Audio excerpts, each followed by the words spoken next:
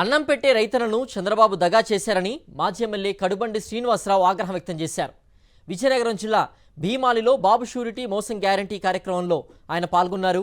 YS Jagan హయాంలో అన్నదాతలకు అందించే పెట్టుబడి సాయం ఇప్పుడు కూటమి నేతల జేబుల్లోకి వెళ్తున్నాయన్నారు. ఎన్నికల ముందు ఇచ్చిన హామీలపై ప్రశ్నిస్తే అక్రమ కేసులు పెడుతున్నారని మండిపడ్డారు. రైతుకు సహాయం కావాలని ఆ రోజు జగనన్న ఏదైతే రైతు భరోసా ఇచ్చేవారో ఆ రైతు భరోసాకు బదులు ఈ కొత్త పథకం పేరుతో అన్నదాత సుఖీభవ ఈ పథకం ద్వారా 20,000 వస్తాయని అందరూ ఆశించారు. ఇప్పుడు ముమ్మరమైన పొలం పనులు ఇప్పుడంతా కూడా వరి నాట్లు వేస్తూ ఉన్నారు. ప్రతి ఒక్కరు కూడా ఆర్థికంగా ఇబ్బంది పడుతూ ఉన్నారు.